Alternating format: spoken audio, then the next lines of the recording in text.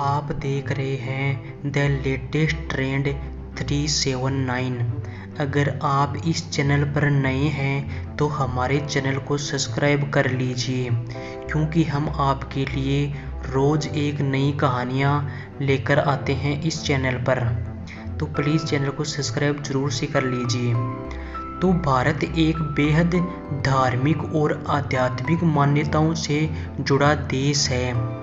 यहाँ धर्म और देवी देवताओं में आस्था है तो बुरी शक्तियों पर भी लोग यकीन करते हैं। देश में ऐसी कई जगह है जहाँ के लिए माना जाता है कि यहाँ बुरी शक्तियों या फिर कहें भूतों और आत्माओं का कब्जा है। ऐसी ही कुछ भूतिया स्थलों में से सबसे ज़्यादा मशहूर जगह है राजस्थान में मौजूद भानगढ़ का किला। तो एक दिन की बात है, अमन और सुमित दो भाई होते हैं। वे दोनों भाई इस किले में जाने की प्लानिंग करते हैं, लेकिन इनके घर वाले इनको रोकते हैं कि उस किले में नहीं जाना है। लेकिन उनको पता लगाना था कि यहाँ क्या होता है और लोग इसके बारे में जो बोल रहे हैं क्या वो सच है। तो एक दिन दोनों भाइयों ने घर पर बिना बताए ही उस किले के लिए निकल पड़ते हैं और दिन के समय पर्यटकों के साथ किले में जाते हैं। शाम होते ही वहाँ किसी को रुकने नहीं दिया जाता है, क्योंकि वह हॉन्टेड जगह मानी जाती है। तो गार्ड उन सभी पर्यटकों को बाहर निकाल देते हैं। तो वे भी पर्यटकों के साथ घूमने उस किले में गए थे। तो गार्ड ने उन पर्यटकों को शाम के समय बाहर निकाल रहे थे। तो वे दोनों भाई कहीं जगह पर छुप गए और बाहर नहीं निकले। रात होने के बाद वे दोनों बाहर आए और उस किले में प्रवेश कर गए। और किले में प्रवेश करने के बाद वो घड़ी में देखते हैं तो लगभग 12 बजे थे। उन्हें थोड़ा थोड़ा डर भी लग रहा था, लेकिन उनको जानना था कि आखिर रात के वक्त इस किले में क्या होता है। तो वे धीरे धीरे आगे बढ़े और आगे बढ़ते बढ़ते वो उस कुटिया के पास पहुंच गए जहां वह तांत्रिक रहता था, जिसने इस किले को श्राप दिया था कि यह किला तबाह हो जाएगा। तो वह उस कुटिया के पास पहुंचते हैं तो उन्हें कुछ मंत्रों की आवाज़ आने लगती है। तो वे घबरा गए कि यहाँ तो कोई नहीं है हमारे अलावा, फिर यह मंत्र कौन बोल रहा है। तो वे फिर अमन और सुमित दोनों भाई वहाँ से भागे और वह भागकर किले के खंडरों में आकर रुके। फिर वे अभी भी किले के अंदर ही थे। वे अचानक मंत्रों की आवाज़ आनी बंद हो जाती है। वे थोड़ा रुककर सांस लेते हैं। कुछ ही देर बाद पायल की आवाज़ आना शुरू हो गई। तो उन्होंने पीछे मुड़कर देखा तो एक औरत जिसकी आंखें चमकीली थी, उन चमकदार आंखों से उन दोनों भाइयों को घूर रही थी और उसने राजस्थानी पोशाक पहने हुई थी, जैसे कोई रानी पहने हुए रहती है। वह औरत उनकी तरफ तेजी से बढ़ी और अमन और सुमित वहीं बेहोश होकर गिर पड़े।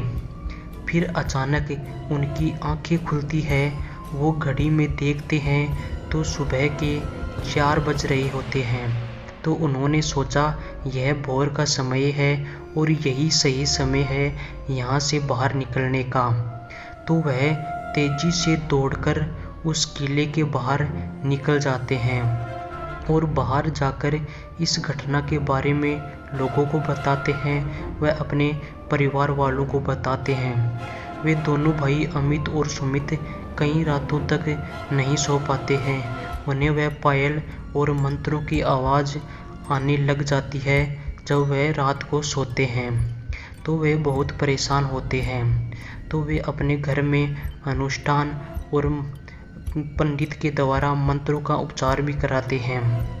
कई कोशिशों के बाद भी वह उन्हें आवाज़ सुनाई देती है। वे दोनों भाइयों को आज भी रात को उन मंत्रों की आवाज़ आती है और रात को वो सो नहीं पाते हैं। वे दोनों उस किले की तरफ फिर कभी नहीं जाते हैं।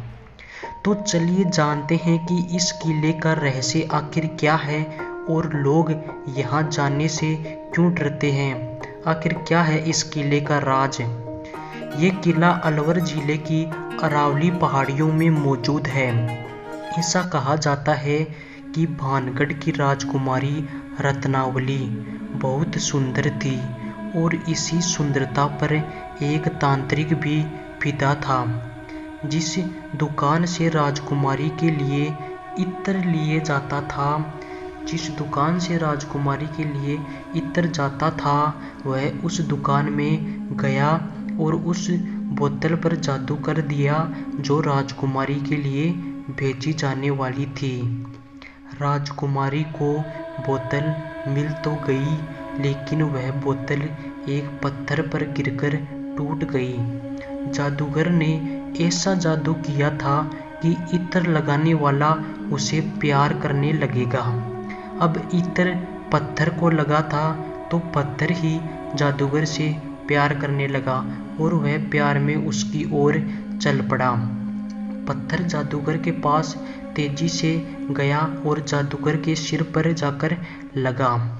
सिर पर लगने से जादूगर के सिर से खून आने लगा और वह मरने ही वाला था। तो मरते मरते उसने मरने से पहले भानगढ़ की बर्बादी का श्राप दे दिया। कुछ वक्त के बाद एक युद्ध हुआ जिसमें भानगढ़ तबाह हो गया और यहाँ महल में रहने वाले सभी लोग एक एक करके मारे गए। तो कहते हैं कि उनकी आत्मा आज भी भानगढ़ किले में भटकती है और रात में आने वाले हर व्यक्ति को परेशान करती है।